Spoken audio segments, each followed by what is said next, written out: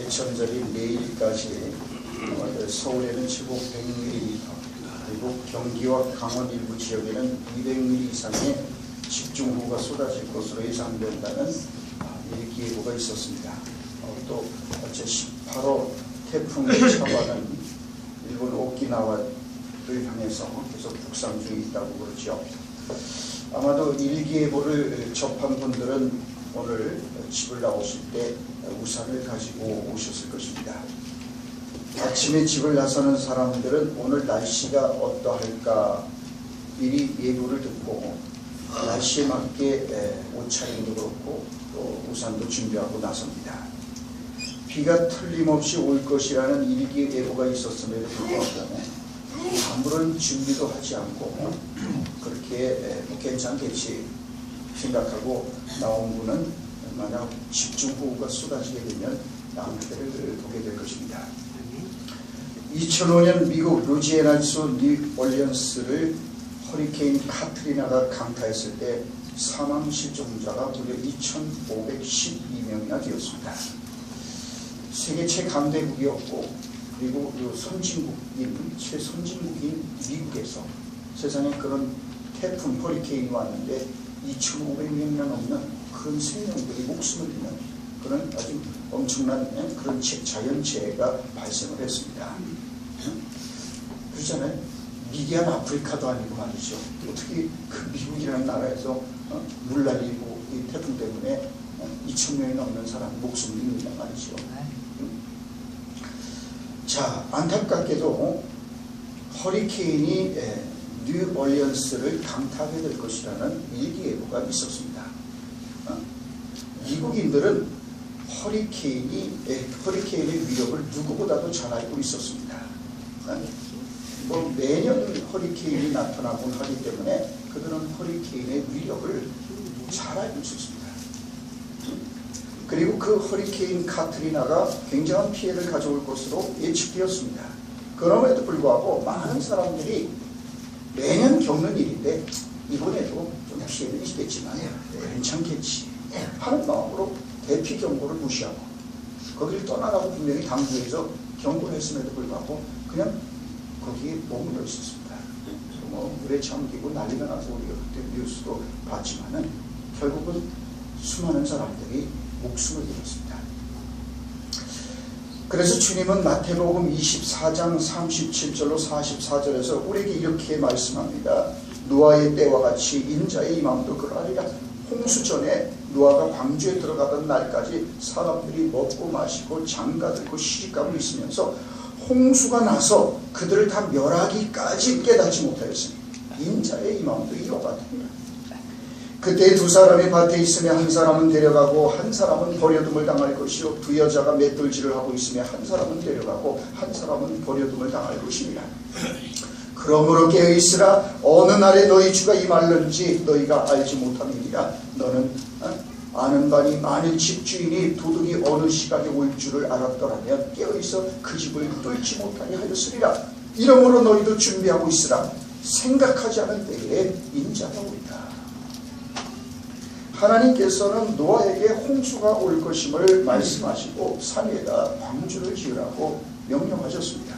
노아는 자신의 가족들과 함께 방주를 그렇게 지었습니다.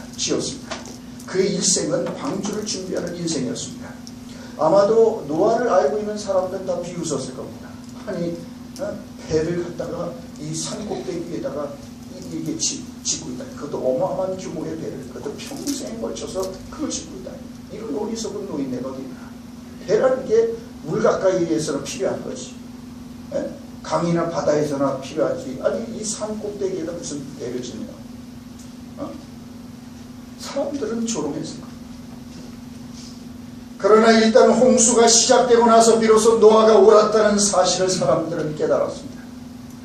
깨어서 준비하고 그날을 대비하고 있었던 노아에게 바로 홍수가 쏟아지는 그날 40주 40야 홍수가 시작된 그날은 노아에게는 구원의 날이었습니다. 상을 받는 날이었습니다. 하지만 노아의 말을 믿지 않고 세상의 것을 즐기며 살았던 사람들에게는 심판의 날이 되었습니다. 설마 그런 일이겠? 아무리 비가 온들 이 산 꼭대기까지 차겠는가? 라고 여기까지 물이 들어오겠는가? 라고 그냥 비웃고 노아의 말을 듣지 않았던 사람들에게 그날은 심판의 날이 되고 그날은 재앙의 날이 되었습니다. 홍수 심판에 대한 경고가 없었던 것이 아니었습니다. 홍수를 대비할 시간이 없었던 게 아닙니다. 충분한 시간이 주어져 있었고 그들이 그날을 예비할 수 있는 기회가 있었습니다. 다만 그들이 믿지 않고 거부했을 뿐입니다. 방주를 준비하지 않으면 홍수가 시작되었을 때 피할 곳이 없습니다. 비가 온다는 일기예보를 접하고도 우산을 준비하고 나오지 않으면 꼼짝없이 비를 맞아야 합니다. 점점 우리에게 다가오고 있는 미래, 저 앞에 놓여있는 종말론적인 심판의 날을 위하여 우리가 준비하지 않으면 그날이 우리를 심판하게 된다는 사실을 우리가 알아야 된다고 성경을 일깨운 거예요. 많은 사람들이 자신의 인생에서 소중한 것을 도둑맞고 있습니다. 언제든지 호시탐탐 기회를 노리며 도둑질하고자 하는 도둑들이 있다는 것을 모르는 사람은 없습니다. 세상에 도둑이 많다는 걸 다 압니다. 그럼에도 불구하고 많은 사람들이 여전히 도둑을 맞고 있습니다. 왜 그렇습니까? 도둑 맞을 것에 대비하여 준비를 철저하게 하지 않았기 때문입니다. 만일 도둑이 몇 월, 며칠, 몇 시에 올 것이라는 사실을 미리 알았다면 어떻게 할까요? 철저히 준비하지 않겠습니다. 도둑이 온다는 걸 미리 안다면 그 시간을 맞춰서 아주 대비를 철저히 할 거예요. 그러면 도둑은 더 이상 도둑이 아닙니다. 다 그 도둑이 올 거를 미리 알고 준비하고 그 도둑을 맞이할 것을 다 준비한 상태라면 도둑은 도둑이 아니라 이제 손님이 될 겁니다. 손님. 그러므로 무엇이든지 간에 반드시 있어야 할 일을 우리가 미리 안다는 것처럼 중요한 것은 없습니다. 그것을 위하여 준비하고 대비하고 기다릴 수가 있기 때문에 그래요. 그래서 우리 앞에 반드시 있을 일, 우리 앞에 반드시 다가올 일, 그 일을 우리가 알고 안다는 것, 미리 안다는 것, 그것처럼 중요한 게 없어요. 왜? 우리는 그걸 위해서 준비할 수 있으니까요. 노아가 방주를 준비했듯이 그렇게 우리가 준비할 수 있으니까요. 네? 여러분, 그래요. 대책을 세워 막을 수만 있다면 얼마든지 막을 수 있기 때문에 그렇습니다. 예를 들어서 자신의 유전적 소인으로 어떤 병이 올 것이라는 사실을 미리 안다면 막을 수 있는 방법을 찾을 거예요. 좀 극단적인 예지만은 언젠가 언론에 보도돼서 화제가 되었던 헐리우드 여배우처럼 말입니다. 이 여배우는 뭐 어머니인가 뭐 자기 자매인가 들들이 전부 다 유방암으로 인해서 세상을 뜨거나 고통을 당하는 것을 보고, 그리고 유전자 검사를 했더니 자기도 그 유방암에 걸린 유전자를 가지고 있다는 거예요. 그래서 이 아름다운 여배우, 난 그 이름도 모르겠고 얼굴도 본 적은 없지만 이름은 여러분 아시겠지만 그 헐리우드 여배우는 그 유방암이라는 가족력에 대비하기 위해서 멀쩡한 자기 멀쩡한 그 가슴을 말이죠, 유방 절제 수술을 받아서 선제적으로 암이 오기 전에, 암이 올 확률이 굉장히 높다는 걸 알고 이 여인은 그 걸린 다음에 뭐 치료하고는 과정, 이게 자기 엄마를 보고 뭐 자기 자매를 형제를 보면서 겪었기 때문에, 그래서 미리 아예 유방을 절제하는 그런 수술을 받아서 신문에 보도된 걸 제가 언젠가 읽은 기억이 있습니다. 여러분, 그렇게 해서까지라도 자신에게 올 수 있는 치명적인 병에 대비를 했던 거예요. 꼭 온다는 것도 아닌데도 불구하고 이 여인은 얼마든지 올 수 있는 확률이 높았기 때문에 선제적으로 그렇게 자신의 유방을 절제하는 그 수술을 받기까지 합니다. 그러니까 여러분, 우리에게 전혀 이건 확률이 그렇게 높지 않은 거에 아는 것이었음에도 불구하고 이 헐리우드 여배우는 그랬는데, 우리에게 반드시 오는 것, 누구도 피할 수 없는 그것을 위해서 우리가 그걸 알고 준비하고 대비하는 것은 이건 정말 중요한 일이 아닐 수 없습니다. 오늘 본문 말씀은 마지막 때를 살아가고 있는 우리들이 준비하고 대비해야 될 것이 무엇인지에 대해서 일깨워 줍니다. 1절 말씀을 주목해 보십시오. 하나님 앞과 살아있는 자와 죽은 자를 심판하실 그리스도 예수 앞에서 그가 나타나실 것과 그의 나라를 두고 엄히 명하노니. 이 말씀은 순교를 코앞에 두고 있었던 사도 바울의 마지막 유언 같은 말씀입니다. 이제 사도 바울은 이 말씀, 이 디모데 후서를 기록하고 최소한 몇 주 안에 로마에서 순교를 참수를 당합니다. 자, 그래서 그는 이제 순교를 하게 되는 겁니다. 그러니까 그에게 남은 시간이 이 지상에서 길을 마지막 몇 주. 그 몇 주 전에 마지막으로 기록한 편지가 바로 하나님께서 이 기록하게 하신 편지가 디모데 후서입니다. 이 편지를 기록하고 사도 바울은 이제 그렇게 세상을 떠나게 됩니다. 자, 그런 까닭에 한 말씀 한 말씀이 절박감과 비장감이 되어 있습니다. 바울 사도는 나직한 어조로 조곤조곤 권면하는 게 아닙니다. 1절 말씀을 다시 보십시오. 하나님 앞과 살아있는 자와 죽은 자를 심판하실 그리스도 예수 앞에서 그가 나타나실 것과 그의 나라를 두고 엄히 명하노니 그는 이제 자신의 인생의 마지막 순간이 다가오고 왔다는 것. 그래서 정말 몇 주가 지나기 전에 이제는 그는 이제 순교하게 될 것이라는 걸 알고 있었습니다. 그래서 절박함과 비장감 속에서 그는 하나님께서 그에게 감동을 주신 대로 마지막 유언 같은 말씀을 그렇게 남기고 있는 거예요. 하나님 앞과 살아있는 자와 죽은 자를 심판하실 그리스도 예수 앞에서 그가 나타나실 것과 그의 나라를 두고 내가 엄히 명한다. 엄한 명령이라는 사실에 방점을 찍어야 합니다. 아주 심각하고 강도 높은 명령입니다. 그렇다면 사도 바울은 왜 이렇게 강도 높은 명령을 하고 있는 걸까요? 엄히 명한다고 해요. 이거는 단순히 권면이 아닙니다. 이건 뭐예요? 엄한 명령이라는 거예요. 명령. 권면은 우리가 뭐 들어도 되고 뭐 듣지 않아도 뭐 그렇지만 명령은 우리가 반드시 지켜야 되고 행하라는 것을 주는 거예요. 그것도 엄한 명령. 그렇다면 사도 바울은 그의 인생의 마지막 순간에 왜 이렇게 엄한 명령을 하고 있는 걸까요? 저 앞에 우리를 향하여 오고 있는 것이 있기 때문입니다. 누구도 피할 수 없습니다. 주님이 오고 계십니다. 산자와 죽은 자를 심판하실 그리스도 예수 앞에서 그가 나타나실 것과 그의 나라를 두고 엄히 명한다 라고 그래서 그는 말씀합니다. 이 지상에서의 마지막 순간이 시시각각 우리에게 다가옵니다. 이 문제는 영혼의 문제요 삶과 죽음의 문제이기 때문에 그렇습니다. 이것보다 더 중요한 문제는 없기 때문입니다. 가끔 고속도로를 빠른 속도로 달리게 되면 저 앞에 있는 것이 어느 틈인가 눈앞에 나타나는 것을 경험할 수가 있습니다.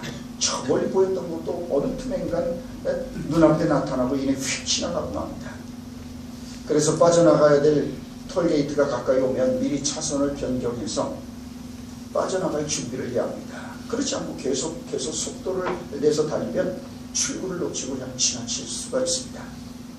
그래서 요즘 보면 참 우리나라 도로가 정말 잘 되어 있다는 게 참 감사한 일인데 고속도로 톨게이트나 인터체인지 부분에 요새는 컬러풀한 색깔로 바닥에다가 이게 형형색색으로 이렇게 해놨더만요. 그래서 자기가 가는 길을 그 색깔 따라서 들어가면 인터체인지나 톨게이트로 빠져나가도 쉽게 식별이 가능하다. 멀리부터 이렇게 색을 칠해놨더라고요. 자신이 가야 할 길을 놓치지 말고 미리미리 그 색깔이 그려진 길로 들어서도록 안내를 해주는 거예요.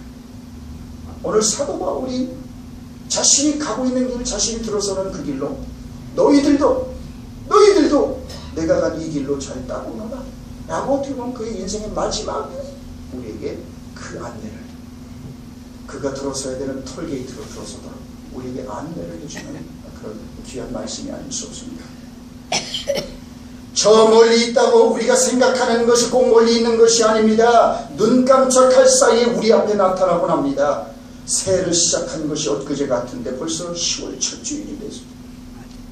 영혼의 세계도 죽음이라는 현실도 나와 상관없는 그런 모나만 이야기가 결코 아닙니다. 도둑처럼 갑자기 들이닥칩니다.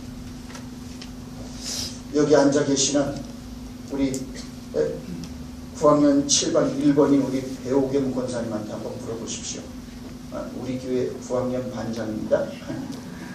여러분 그래요. 우리 97세가 되셨지만 아마 잠깐일 거예요. 지난번 농담처럼 말이죠. 우리가 어르신들하고 목장님에 드리고 가서 식사를 하는 그 자리에서 우리 권사님 그러시더라니까요. 지금 연애하고 싶다는데. 그래서 부학년 영감님들은 거의 없을 텐데 지금 우리 미팅을 해갖고 말이죠. 얼마나 멋있는 얘기예요. 멋있는 얘기죠. 상태를 멋있다 생각했어. 부학년 7반이면 연애하고 싶다는 거예요. 젊었을 때 너무 빨리 말이죠. 남편 여유 말이죠. 그런데 정말 그렇게 그러니까 사실은 눈 깜짝할 사이에 지나간 거예요. 맞아. 세상에 그죠? 그러니까 끝나고 한번 물어보세요. 가서 빛나는 청춘이 있었어요. 우리 권사님 30대. 여러분 우리 항상 30대 아닙니다. 항상 50대 아닙니다. 휙 지나갔다.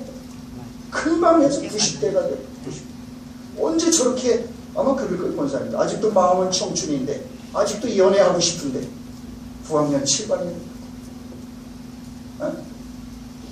여러분 그렇습니다. 금방 여기까지 왔습니다. 그러므로 우리들의 인생의 기준점은 지금 여기가 아니라 그날이어야 합니다. 주님께서 오시는 그날의 기준을 두고 오늘을 살아야 합니다. 자, 그래서 중요한 건 뭡니까? 그날을 맞이할 준비를 하는 거예요. 이제 곧 수능 시험이 있게 될 텐데 아마도 수험생들은 오직 그날을 위하여 매일매일 준비하며 살 겁니다. 만약 그날을 까맣게 잊어버린 채 놀러 다니느라 정신이 없는 고3 수험생이 있다면 그런 아이에게는 밥을 많이 줘야 된다. 떡을 이혼 놈한테 뭐 떡을 하나 더 준다고. 떡을 많이 먹여야 된다. 자신이 곧 수능 시험날 시험 볼 사람이라는 것도 잊은 채 노는 일에 온통 마음을 빼앗긴 채 살면 그 결과가 어떻게 될까요? 불을 보듯 뻔하지 않겠습니까? 시험이 끝난 뒤에 후회하고 슬피 울게 될 것입니다. 왜 내가 공부하지 않아? 더 열심히 좀 했을까? 시간이 좀 더 있었으면 뒤늦게 후회할 거야. 반면에 성실한 수험생들은 더욱 자세를 가다듬고 얼마 남지 않은 그날을 위하여 최선을 다하여 준비할 겁니다. 먼저 최선을 다하여 준비하며 그날을 기다리는 수험생들에게는 그날이 그동안 수고하며 쌓았던 실력을 유감없이 발휘하고 좋은 결과를 얻게 되는 복된 날이 될 겁니다. 자, 똑같은 날이지만은 그날을 오늘 여기서 어떻게 준비하고 사느냐에 따라서 어떤 사람에게는 심판의 날이 되지만 어떤 아이에게는 그날이 축복의 날이고 자랑스러운 날, 영광스러운 날이다. 여기서 우리가 배우게 되는 교훈은 치열하고 성실한 삶으로 다가오고 있는 미래를 준비하며 기다려야 한다는 겁니다. 살아있는 자와 죽은 자를 심판하실 주님이 오고 계십니다.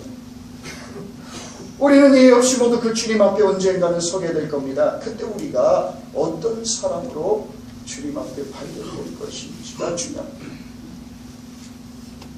그래서 그 주님 앞에 서게 될 그날을 우리에게 확 다가오고 있는 그날, 눈 깜짝할 사이에 확 우리에게 다가오고 그날을 위해서 우리는 준비하고 대비하는 삶을 살아가야 합니다. 자, 그렇다면 그날 그 주님 앞에 서기 위하여 우리가 준비하며 살아가야 되는 삶의 방식은 어떤 것일까요? 자, 오늘 2절부터 5절 말씀을 보십시오. 너는 말씀을 전파하라. 때를 얻든지 못 얻든지 항상 힘쓰라. 범사에 오래 참음과 가르침으로 경책하며 경계하며 권하라. 때가 이르리니 사람이 바른 교훈을 받지 아니하며 귀가 가려워서 자기의 사욕을 따를 스승을 많이 두고 또 그 귀를 진리에서 돌이켜 허탄한 이야기를 따르리라. 그러나 너는 모든 일에 신중하여 고난을 받으며 전도자의 일을 하며 내 직무를 다하라. 누구든지 주의 심판대 앞에 서게 되는 날을 맞이하게 마련입니다. 누구든지 죽음을 맞이할 수밖에 없습니다. 그래서 우리는 그 순간을 잊지 말아야 합니다. 그리고 그날이 누구에게나 오기 때문에 그래서 중요한 것은 그날을 준비하는 가장 중요한 삶은 복음을 전파하는 것이라는 것, 전도하는 것입니다. 그래서 사도 바울을 통해서 하나님께서는 인생의 마지막 순간이 다가올수록 가장 중요한 것이 복음을 전파하는 거예요. 때를 얻든지 못 얻든지 너는 말씀을 전파하라. 때를 얻든지 못 얻든지 항상 힘쓰라. 여러분, 때를 얻든지 못 얻든지 이거는 때가 좋든지 나쁘든지가 아니에요. 다시 말해서 내가 전도해야 될 그 대상이 지금 뭐 복음을 전해도 드시금도 안 할 상황이었어. 그래도 전하라는 거예요. 그래서 우리는 그러죠. 아야, 저 사람 지금 복음을 들을 때가 아니야. 지금 저 사람 지금 저런 처지에 놓여 있는데 아니면 지금 너무나도 잘 나가고 있기 때문에 저 사람은 전해도 듣지도 않을 거예요. 그리고 우리는 그래서 지금 때가 아니야. 그래서 우리는 그 사람에게 복음 전하는 것을 미루거나 하지 않는다. 그래서 우리는 그 사람에게 복음을 전할 때를 놓쳐버려요. 그래서 주님은 바울을 통해서 말씀합니다. 때를 얻든지 못 얻든지 항상 힘쓰라는 거예요. 말씀이죠. 때가 좋든지 나쁘든지 상관없이 그 사람 고려한 게 아니라 그 사람 형편과 상황 따지지 말고 무조건 복음을 전해야 된다. 그 사람에게 언제 종말이 찾아올지 모르니까 무조건 전해. 그렇지 않으면 후회할 일이 생겨요. 그 사람 죽고 난 뒤에 오늘 보니까 이미 죽었어요. 그때 내가 복음을 전했어. 하나님께서 감동을 주셨는데 그때가 때가 아니어서 나중에 전해야지 미뤘는데 그럼 오늘 죽었다면 영원히 우리가 복음을 전할 기회를 놓치는 거죠. 그래서 때를 얻든지 못 얻든지 때가 좋든지 나쁘든지 상관하지 말고 무조건 복음을 전해야 됩니다. 그래서 그날을 준비할 수 있도록 그렇게 해야 된다는 거죠. 또한 계속 말합니다. 범사의 오래 참음과 가르침으로 경책하며 경계하며 권하라. 오래 참음. 한 번, 두 번 전했다고 안 듣는다고 해서 포기하지 말고 오래 참음으로 해야 된다. 오래 전도하는 거는 오래 걸린다는 거예요. 몇 년이 걸릴 수도 있다는 거예요. 그렇기 때문에 오래 참음으로 경책하며 책망하며 권면하며 짜오지 않고 그 복음을 전하라. 때가 이르리니 사람이 바른 교훈을 받지 않으며 사람들이 복음 듣는 걸 싫어하고 귀가 가려워서 사욕을 따를 스승을 많이 두고 길을 진리에서 그렇게 허탄 이야기를 떠든다. 허탄한 이야기만 듣기 좋아하고 그러나 그럼에도 불구하고 계속해서 너는 복음을 전하라. 전도자의 일을 하며 네 친구를 다하라. 그렇게 말씀합니다. 자, 그래서 우리가 그날을 준비하는 가장 중요한 것은 복음을 전파하는 거예요. 전도하는 일이라는 거예요. 적대적인 환경이라도 포기하지 말고 예수 그리스도의 십자가의 복음을 전하는 일에 최선을 다해야 된다. 이게 우리가 그날을 대비하는 가장 중요한 라이프 스타일이라고 했습니다. 자, 그 다음에 우리는 계속해서 7절 말씀을 보십시오. 거기서 사도 바울은 자기가 걸어온 길, 자기가 그래서 어떻게 꼬린 지점에 이르게 되는 그 길, 그래서 우리에게 하나의 중요한 인생의 공식을 우리에게 알려주는 거예요. 그래서 사도 바울이 그랬기 때문에 우리도 사도 바울이 걸어간 그 길을 걸어가면 사도 바울이 도착하는 도착 지점에 우리도 도착하게 되죠. 그러므로 그 날을 준비하며 살았던, 그래서 오직 표대를 향하여 위에서 부르신 부름의 상을 향하여 달려갔던 이 사람, 오직 그 한 가지를 붙잡고 살았던 사도 바울로 하여금 그런 꼬린 지점에 도착하게 하는 삶, 그 삶의 방식이 뭐냐는 거예요. 자, 7절 말씀을 보십시오. 나는 선한 싸움을 싸우고 나의 달려갈 길을 마치고 믿음을 지켰으니, 그렇게 말씀합니다. 먼저 그 주님 앞에 서게 될 날을 고대하고 있는 바울 사도는 그 날을 위하여 준비하는 삶이 어떤 것인지를 우리에게 일깨워줍니다. 그래서 그는 선한 싸움을 싸웠다 라고 얘기합니다. 자신의 정욕과 욕망을 이루기 위해서 싸우지 않았습니다. 필요한 욕망을, 자신의 야심을 관철시키기 위해서 싸우지 않았습니다. 그는 오직 선한 싸움을 싸웠습니다. 죄악이 파도치는 현실 속에서도 하나님 나라와 그의 의를 위하여 싸웠습니다. 여러분, 우리는 우리 자신을 위해서 무엇을 위해서 지금 싸우고 있는지 한번 생각해 봐야 합니다. 그는 썩어질 것을 위하여 싸우지 않았습니다. 오히려 그 모든 자라가는 모든 스펙을 쓰레기와 배설물로 여기고 위에서 부르실 부름의 상을 위하여 표대를 향하여 나아가는 삶을 위해서 투쟁했던 삶. 그렇습니다. 여러분, 우리가 벌써 10월을 맞이했는데 2016년 또 지금까지 살아오면서 우리는 무엇과 싸웠습니까? 무엇과 싸웠습니까? 무엇을 얻기 위해서 그렇게 발버둥 치면서 살아왔습니까? 지금도 어떤 싸움을 하고 있습니까? 여러분, 싸움의 대상을 바꿔야 합니다. 정말 그래요. 선한 싸움이래요. 선하고 거룩한 것, 하나님 기뻐하시는 싸움을 해야지. 필요하고 우리 저 욕망과 야심과 야망을 관철시키기 위한 그런 필요한 싸움이 아니라 선하고 거룩하고 영원한 것을 붙잡기 위해서 우리가 선한 싸움을 해야 된다는 것을 기억해야 합니다. 여러분, 그렇습니다. 올해는 이 시간 우리들의 인생의 종말이 오기 전에 스스로 회고해 볼 필요가 있습니다. 무엇이 우리 앞에 기다리고 있을지를 생각해야 합니다. 칭찬일까요? 상급일까요? 면류관일까요? 끝날 때쯤 가서 생각하면 너무 늦습니다. 지금 우리가 생각해야 합니다. 홍수가 시작되기 전에, 인생의 홍수가 우리에게 오기 전에, 죽음이라는 홍수가 우리에게 밀려오기 전에, 그때는 이미 늦습니다. 그렇기 때문에 그 전에 생각해야 됩니다. 나는 과연 무엇을 위해서 싸워왔는가? 무엇을 위해서 싸우고 있는가? 내 싸움, 내가 일생 동안 싸우고자 하는 게 뭐냐? 뭘 얻고자 하는, 뭘 때문에 악담을 일으면서 그렇게 살아가? 사도 바울은 말합니다.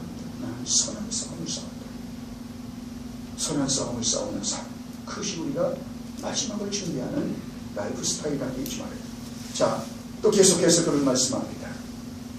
그 다음에 뭔가 선한 싸움을 싸우고 그 다음에 뭐예요? 달려갈 길을 마치고. 그런 달려갈 길을 마쳤어요. 하다가 마치지 못한 것처럼 처량한 것 없습니다. 길을 가다 보면은 흉물스럽게 서 있는 짓다가만 건물을 보게 됩니다. 얼마나 의심연스럽게 보이지 모릅니다. 올라가다가 몇 년째 방치되어 있는 그런 건물들. 바울은 자신에게 주어진 소명의 길을 마쳤다고 고백합니다. 조금도 부끄러움이 없고 아쉬움도 없습니다. 그는 정말 행복한 사람입니다. 그래서 그는 여기서 고백하지요. 6절에서 전제와 같이 내가 벌써 부어지고 나의 떠날 시각이 가까웠도다. 이게 전제라는 것은 재물에 붓는 포도주를 말합니다. 포도주를 한 방울도 남김없이 아낌없이 쏟아붓듯이 자신의 삶의 에너지의 한 방울까지 자기는 쏟아부었다는 거예요. 그래서 이제는 뭐냐면 나의 떠날 시각이 가까웠도다. 이 떠날 시각이 가까웠다. 떠난다는 것은 이것은 뭐냐면 배를 항구에 묶어뒀던 밧줄을 풀죠. 그래서 이제는 이 세상의 세계를 떠나서 새로운 세계로 이제 배가 출항하듯이 그렇게 나는 떠날 시각이 가까웠다. 나는 떠난다. 그 얘기하는 거예요. 포도주에 한 방울도 남김없이 완전히 관자같이 쏟아부었어요. 재물 위에 한 것처럼 자신의 에너지 한 방울까지도 다 쏟아부었어요. 그래서 사도 바울은 인생의 마지막 끝에서 가장 행복한 사람이에요. 여러분, 이 세상에서 가장 행복한 사람은 자신의 삶에 스스로 감동할 수 있는 사람이라고 저는 믿습니다. 자기 자신의 삶에 대해서 스스로 감동할 수 있다면 그것처럼 근사한 일 없죠. 그죠? 주님 이만하면 좀 괜찮지요? 저 주님 이만큼 주님 믿어드렸는데 괜찮지요? 할 수 있다. 우리 스스로의 삶에 조금이라도 감동할 수 있다. 그것처럼 행복한 일은 없을 겁니다.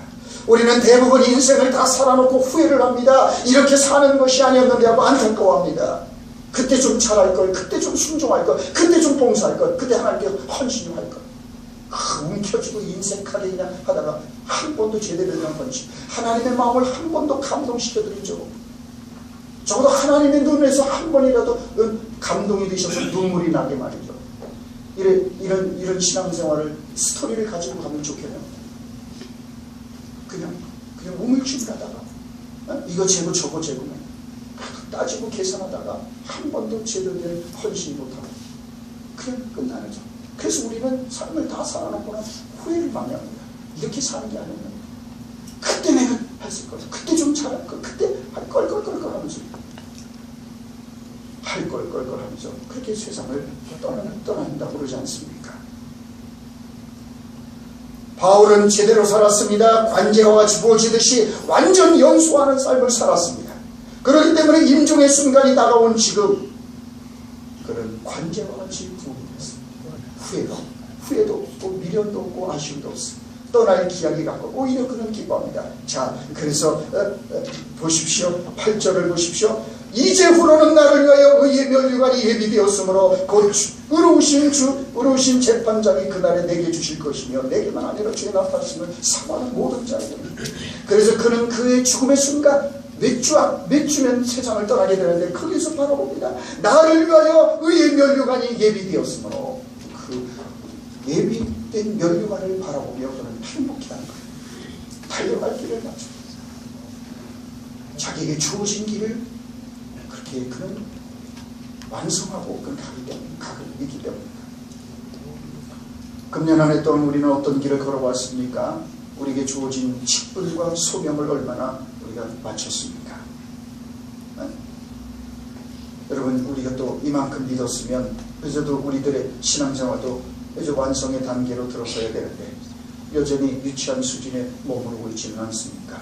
이게 우리의 고민이고 숙제지요.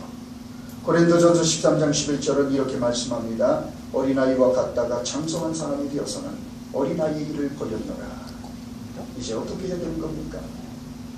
어린아이와 같다가 장성한 사람이 되어서는 어린아이의 일을 버렸노라. 그 버려야 맞아요. 예수를 믿었으면 이제는 유치한 신앙 버려야지요. 언제까지 우리가 어린아이 같은 신앙, 여전히 제자리를 벗어나지 못하고 여전히 참 유치한 수준에서 신앙생활을 해야 되겠냐는 거죠. 결혼한 지 오래됐으면 이제 유치한 결혼생활 버려야 합니다. 예수님을 믿은 지 좀 되었으면 이제는 유치한 어린아이 같은 신앙 버려야 합니다. 장성한 어른이 됐으면 유치한 철부지 같은 그런 삶 스타일, 태도, 자세를 버려야 합니다. 자, 그래서 우리가 달려가야 할 길을 맞춰야 합니다. 그렇습니다. 우리들의 인생도 신앙생활도 언어도 생각도 시작되면 발전해야 되고 세월이 흘러갈수록 성숙해 가야 합니다. 많은 시간이 흘렀음에도 불구하고 그래서 인생을 이제 마칠 시간이 점점 다가오고 있는데 코앞에 와 있는데 아직도 미성숙하고 유치한 언어와 생각과 신앙생활 태도에 머물러 있다면 그처럼 안타까운 것일 거예요. 사도 바울은 뭐랍니까? 나는 선한 싸움을 싸우고 달려갈 길을 마치고 관제와 하시고 마지막 한 방울까지 마쳤다는 거예요. 그렇습니다. 우리들도 우리에게 주어진 신앙의 길을 잘 마치고 우리에게 주어진 직분을 잘 마치고 마치고 꼬린 지점을 통과할 수 있기를 바랍니다. 자, 그리고 끝으로 그가 마지막으로 고백하는 게 뭡니까? 세 번째는 믿음을 지켰으니. 끝까지 믿음을 지켰어요. 믿음을 지키고 살기가 만만치 않은 세상에서 바울은 끝까지 자신의 믿음을 지켰다라고 고백합니다. 우리는 지금까지 무엇을 지키려고 발버둥치면서 살았습니까? 건강을 지키기 위해서는 정말 돈도 쓸 줄 알고 시간도 아까워하지 않고 우리 자신이 뭐를 지키기 위해서는 애를 쓰는데 정말 우리가 믿음을 지키기 위해서는 우리는 어떤 노력을 했습니까? 어떤 시간, 얼만큼 시간을 들였습니까? 하나님 앞에 예배하고 기도에 나와서 기도하는 시간은 아까워서 못하고 우리가 다른 어떤 것을 자기의 취미생활을 해서 자기가 좋아하는 일을 해서는 시간 아까워하지 않고 물질도 아까워하지 않고 그렇게 살지는 우리는 않습니까? 과연 나는 무엇을 지키기 위해서 발버둥치며 살아오고 있습니까? 믿음을 지키기 위해서 사도 바울은 끝까지 그 믿음을 지키기 위해서 신앙생활하기에 정말 열악하고 적대적인 환경, 고린도후서 11장에 나오는 눈물의 편지 보십시오. 수없는 고난을 겪었습니다. 감옥에 들어가고 매맞고 굶주림과 싸우고 파손을 당해야 되고 하지만 끝까지 믿음을 지켰어요. 결승선을 통과했습니다. 그래서 그는 믿음을 끝까지 지켜보라고. 그래서 그는 이제 그 결승선에 서서 8절 말씀 다시 보십시오. 이제후로는 나를 위하여 의의 면류관이 예비되었으므로 그 주 곧 의로우신 재판장이 그날에 내게 주실 것이며 내게만 아니라 주의 나타나심을 사모하는 모든 자에게 도리라. 내가 걸어왔던 길, 내가 갔던 이 길, 이게 하나의 바로 그런 목표 지점에 이르는 공식과 같은 것이야. 나뿐만 아니라 내게만 아니라 주의 나타나심을 사모하는 모든 자에게도 똑같이 우리가 이런 그날을 준비하는 삶을 살 때 누구나 내가 도착하게 되는 이 지점에 이르게 된다고 그런 고백하고 있는 거예요. 마지막 인생의 결승점에서 무엇을 바라보고 있느냐가 중요합니다. 인생의 무대에서 내려가게 되는 순간에 무엇이 우리 앞에 보이느냐가 중요합니다. 바울은 그의 인생의 마지막 시간이 임박했을 때 그 앞에 의의 면류관이 기다리고 있다는 사실을 바라보고 있었습니다. 그래서 그런 행복한 사람입니다. 의의 면류관이 자기 앞에 있습니다. 내일이 확실하면 오늘의 고통과 시련은 문제가 되지 않습니다. 천국만 확실하다면 이 세상 사는 동안 아무리 힘들고 어려워도 얼마든지 감당할 수 있습니다. 문제는 미래가 확실하냐는 거예요. 결론이 정해져 있느냐는 거예요. 미래가 확실하게 정해져 있으면 이 땅에서 흔들리지 않습니다. 저 미래, 저 앞에 있는 결론이 지금 여기서의 우리들의 삶을 결정하고 있는 거예요. 그날이 중요한 겁니다. 그래서 그날이 분명할수록 지금이 선명할 수가 있는 거예요. 그날을 위해서 오늘을 사는 거예요. 여러분, 그래서 우리들이 인생을 살아갈 때 결론을 우리가 미리 알면 삶이 쉬워지는 거예요. 되게 사람들이 결론을 몰라서 불안합니다. 과정은 좀 방황해도 괜찮아요. 과정은 좀 우여곡절 있고 시련 있고 좌절 있어도 괜찮아요. 결론만 확실하면 괜찮아요. 과정이 이렇든 저렇든 간에 우리에게 정해진 미래, 그래서 사도 바울이 그의 인생의 역정을 생각하면 정말 험한 거를 가보죠. 그러나 그의 마지막 결론은 의의 면류관이 그 앞에 찬란하게 기다리고 있습니다. 주님께서입니다. 그렇기 때문에 과정은 이래도 좋고 저래도 괜찮고, 가난해도 괜찮고 부해도 괜찮고, 병들었어도 괜찮고, 오래 살아도 괜찮고 짧게 살아도 괜찮고, 그 중요하지 않아요. 영원히 마지막 결론이 확실하면 과정은 그렇게 중요하지 않아요. 여러분, 우리가 잘 알듯이 사도행전 7장에 나오는 스데반 집사님 생각해 보십시오. 그는 돌에 맞아 순교하는 현장에서 눈을 들어 하늘이 열린 걸 보았어요. 부활하신 주님께서 우편보좌에 서셔서 그를 응원하고 있는 그 장면을 봤어요. 그래서 사도행전은 그의 얼굴이 천사의 얼굴이 되었다라고 증거합니다. 스데반은 천사의 얼굴이 돼서 자기를 돌로 치는 그 사람들을 불쌍히 여기며 그가 마지막으로 남긴 기도는 나를 돌로 치는 저 사람들의 죄를 용서해 주십시오. 저들은 지금 자신들이 무슨 일을 하고 있는지 모릅니다. 무지해서 그럽니다. 왜요? 스데반은 눈이 열려서 하늘 보좌를 보고 부활하신 주님께서 우뚝 서서 그를 응원하고 계시는 그 마지막 결론, 마지막 장면을 봤기 때문에 돌에 맞아 죽어도 괜찮고 천사의 얼굴이 됐어요. 자기를 돌로 치는 사람들을 용서하며 그렇게 위대한 승리의 죽음을 가졌는 거예요. 그렇습니다. 그러므로 우리는 현재 살고 있지만 우리의 시선은 항상 저 앞에 있어야 합니다. 지금 당장 모든 보상을 받고 칭찬을 받으러 가지 말아야 합니다. 중요한 것은 그날에 우리가 어떤 사람으로 주님 앞에 서느냐 하는 거예요. 그리스도의 날에, 그날에 정말 우리가 얘야 정말 수고했다, 잘했다, 착하고 충성 잘했다, 수고했다. 여러분, 우리가 그 소리 한마디 들으면 그거로 족한 거예요. 그것이 가장 성공적인 인생입니다.